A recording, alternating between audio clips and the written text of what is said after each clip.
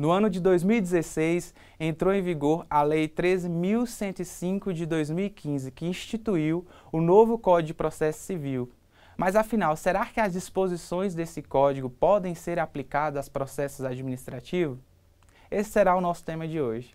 Mas é importante deixar claro que, pelo fato do código ter entrado recentemente em vigor, o tema ainda tem sido alvo de grandes debates, seja na doutrina, na jurisprudência e até mesmo por profissionais especialistas no caso. Não há um posicionamento concreto e pacífico sobre esse questionamento.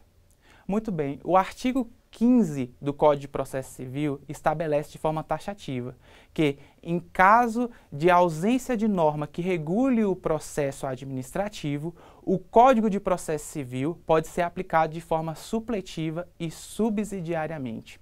Mas, afinal, o que seria uma aplicação supletiva ou uma aplicação subsidiária? O tema, ele há certa divergência na doutrina. Mas o melhor entendimento é aquele que entende que a aplicação subsidiária é aquela que, quando a lei do processo administrativo ela for omissa em determinada matéria que é fundamental em um processo, o Código de Processo Civil vem para suprir essa lacuna. Já a aplicação supletiva, ela acontece quando, apesar da lei de processo administrativo ter regulamentado aquela questão, ela foi, de uma certa forma, insatisfativa. Ela foi omissa relativamente. Então, o Código de Processo Civil vem para complementar, para auxiliar na busca da eficácia do processo. Entendo que esse tema, nos próximos anos, será um grande desafio da jurisprudência, pelo fato que terá que definir quais são os artigos do Código de Processo Civil que serão aplicados a processos administrativos. Mas, enquanto isso não ocorre, nós podemos firmar alguns entendimentos que certamente serão acolhidos pela jurisprudência. É certo que uma decisão administrativa, ela deve ser de uma forma motivada, transparente, ela deve enfrentar todos os argumentos trazidos pela parte num processo. A lei que instituiu o processo administrativo, ela não define de uma forma clara o que vem a ser uma decisão fundamentada. E muitas vezes na prática, as decisões administrativas, elas deixam a desejar.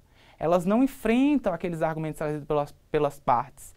Então, o Código de Processo Civil, ele trouxe no seu artigo 489, parágrafo 1º, uma definição do que não é uma decisão devidamente fundamentada.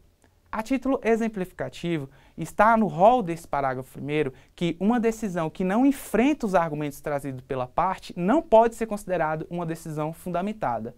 Ou seja, esse artigo ele pode ser aplicado como uma forma supletiva ao processo administrativo, para complementar o processo administrativo. Todos nós sabemos que o processo administrativo ele busca uma verdade material, mas para se chegar a esse objetivo é necessário uma questão importante, que é a produção de provas.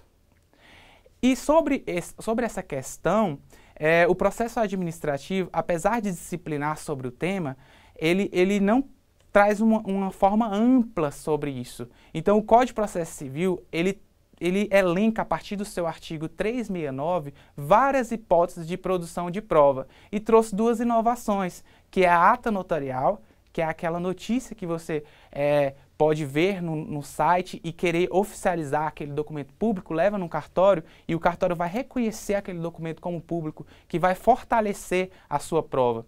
E a produção de prova simplificada, para casos menos complexos, em que o julgador ele solicita a oitiva de um especialista sobre a área, que influenciará no julgamento final.